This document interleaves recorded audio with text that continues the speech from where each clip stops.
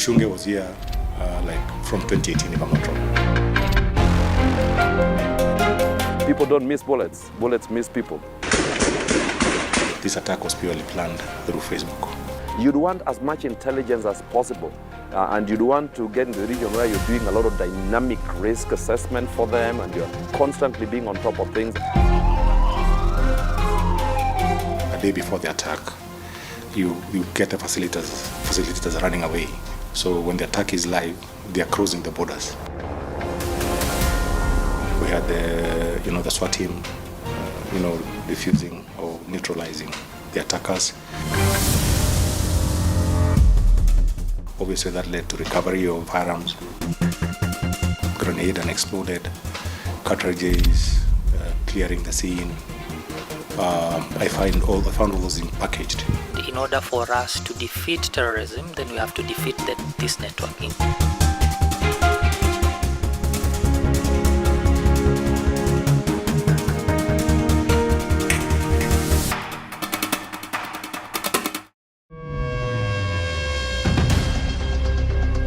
On the morning of January 15th, 2019, Kenyans were still easing into the new year. Some were recuperating from the expenses of sending their children back to school, while others were busy drafting their resolutions and plans for the months ahead. But as the clock ticked away into the afternoon toward the evening rush hour, unbeknownst to many, a meticulously planned attack by the Shabaab terror group was about to unfold at DusitD2, a high-end commercial complex popular among Westerners in Riverside. Leading this assault was Ali Salim Gishunge, the son of a Kenya Defense Forces officer, a young man brutal and full of hate. What set a young Gishunge on a path of cruelty and self-destruction remains a puzzle hitherto. The other attackers were Siat Omar, Osman Ibrahim, an identified attacker, and Mahir Riziki, a known associate of slain radical preacher Sheikh Abu Drogo. Riziki had previously been arrested at Sakina Mosque before fleeing to Tanzania and then to Somalia. By the time security forces neutralized the attackers, 21 innocent lives had been lost and several others injured. The job was now squarely on security agencies and detectives to try and piece together details of the motive, the planners and facilitators of this horrific attack. Through court testimony, KTN can begin to put together what intelligence services and the police believe happened in the planning and execution of the terrorist attack. The story of how the attack came to be starts in the early 90s in Isiolo County, where two young men, Ali Salim Gishunge and another, Cholo Abdi Abdullah, were born. The two go about their childhood just like any other child. They join school and clear primary and their secondary education. Gishunge wanted to be a journalist, but since his parents had separated and the mother could not afford to take him to school, he opted to do other jobs. He got employed as a cyber cafe attendant, and this is where police believe he was recruited and left the country in 2015 to join Al-Shabaab in Somalia. On the other hand, Cholo's activities are not yet known by the police, but he left his home to study journalism at a leading university in Nairobi, and then from there he went missing. Police believe he too was radicalized around the same time with Gishunge before they left for Somalia. In Somalia, the two joined other recruits, among them Rashid Mwalimu and Mahir Riziki. While taking their training, intelligence sources say that from their group of recruits, Gishunge, Cholo and Mwalimu stood out and were given different tasks to carry out and were to join Abdimajid Hassan, who, even though older than them, he too had a role to play in the attacks that the terror group was planning. First in the list was Cholo and Mwalimu, who were sent to the Philippines in the year 2016, where they were to undergo aviation training to carry out aviation attacks. According to court filings in the US, Cholo started researching how to hijack a commercial airline, as well as watching Al-Qaeda propaganda material and how to crash an airplane into a building. Second on the list to be dispatched was Abdimajid Hassan Adan, who was to carry out an attack here in the country. According to court records, with the help of Victor Odede, who is a cousin to confessed terrorist Elgiva Bwire Oliacha, the two collected information on the Kenyatta International Convention Center, KICC. Sources say they may have set their eyes on KICC, but they had scouted several other targets. So elaborate and well-planned was this foiled attack that Odede, using Facebook, would communicate with a man in Somalia on how the security arrangement at KICC was and what was the best route to use. This mysterious man that intelligence and police believe is based in Jilib then directed Odede to drive a motorcycle from Nairobi to Moyale and back, and then take the same trip using a bus to scout and see the kind of security checks, including roadblocks that the police had put up. After this, Abdimajid then bought a Toyota Mark X car here in the country and drove to El Ade, Somalia, where it was fixed with a vehicle-borne improvised explosive device or VBID. And when they were driving back into the country, the vehicle could not make it due to the terrain, which led them to get a second vehicle, a Mitsubishi Outlander. After getting back into the country, Abdimajid and several other terrorists were cornered by police on February 2018 in Merti, Isiolo County, as they drove towards the capital Nairobi, where the plan was to drive the vehicle into KICC. Police also recovered 5 AK-47s, projectiles, grenades, and 36 fully loaded magazines. According to bomb experts, the explosion would have been lethal and would have affected City Hall, Supreme Court, Office of the President, and the two houses of Parliament. After the KICC attack was foiled, Gishunge, who was to complete their other plan, was spotted at different places, including the Two Rivers Mall, where it is believed he was scouting for an attack. Police believe that the intelligence that had been collected by Shabaab to facilitate the KICC attack is the same that they used to carry out the DusitD2 attack. While Abdimajid and his accomplices were arrested, Gishunge had already been assimilated in the country. Gishunge was here from 2018, if I'm not wrong. He had been residing at Moshadha in Kiambu, where he is said to have been putting together an elaborate plan for his mission. It was during this time that he met his would-be wife and jihadi bride Violet Kemunto. Basi tumemkabidhi Faruk mtoto wetu, na ametuahidi atamchunga, atampatia furaha. Mtoto wetu hatakuwa na huzuni hata siku moja yote. ATN's Crimes and Investigations Desk has exclusively obtained this footage of their wedding. Mimi nitapatia tu mjomba ajulishe sisi kwa watu. Yeah, they did a very big Islamic wedding and invited, apparently, interestingly, Salim Gishunge, alias Farouk, invited, the family members of Kemunto. We never had anyone from his side. He comes from Isiolo. As the time went by towards the day of the attack, the two are said to have had a good time, visiting several places, including flying to the coastal region for a holiday. Days to the attack, Gishunge and his accomplices visited the Two Rivers Mall, and police believe they were carrying out a recce. His accomplices also visited the DusitD2 complex for a dry run of the attack. A day to the attack, the men visited several places. Two men among them, Riziki, who also visited the Dusit using a taxi, a Honda Fit, registration number KCK, and left using a Toyota Fielder, registration number KBU. Ordinarily, what they do is that they would have either 4 or 5 choices. So they can have KICC, they can have the Parliament, they can have the High Court or Supreme Court, they can have Dusit, they can have Westgate, and then settle on the one that is easier in terms of security checks. On the day of the attack, the three men visited the Two Rivers Mall, where Gishunge made several purchases for their last supper.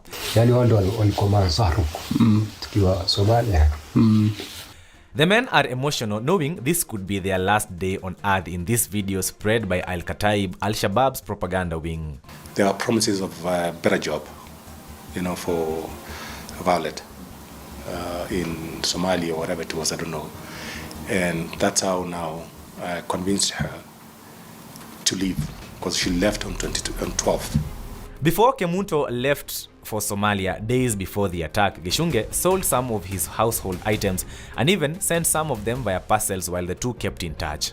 So things were packaged and sent to Mandera, and she went to Mandera. So the last communication was in Mandera, crossing over to Bulahawa. On the day of the attack, Riziki, who came in using a taxi, KBR, was supposed to blow himself up in the secret garden restaurant to invite the other attackers who are coming from the main gate. But he messed up. He blew himself outside the restaurant, which led to most people fleeing the scene.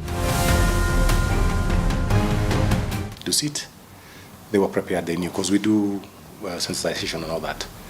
We take them through, to make sure that in case of an emergency, self-awareness, being cautious of your environment and all that. They had the back exit that leads to apartment over the river. That is what saved probably 1,000 or so people.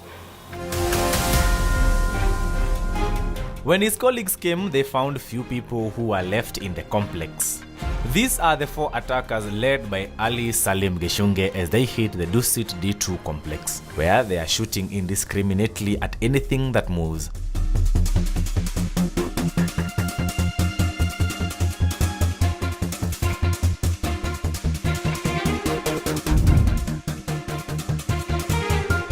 After the attackers were neutralized, police recovered this love letter from Gishunge that he had written for his lover Kemunto, but it is not exactly known how she would have seen it. The letter reads, and I quote, "Assalamu alaikum love. Sasa babe, I hope you are fine. If you get this, maybe nimepata shahada, or I am in the process. It pains me to leave you, but I love meeting with Allah as well. Babe, sorry for everything. Forgive me, and if Allah wishes, we shall meet once again in Jannah." End of quote. The police also recovered a fake ID that had Siyat Omar's image, and they later realized that it had been used to make another fake ID that was recovered when Abdi Majid was arrested in Merti, Isiolo County. While this was happening, Cholo was still in his mission while sending information back to his handler in Somalia. He was, however, arrested by the Federal Bureau of Investigations (FBI) in July 2019 after carrying out a probe of his online activity where he sought information about the 9/11 attack carried out by Al-Qaeda, as well as information about how to hijack a commercial aircraft and also how to crash it into a tall building.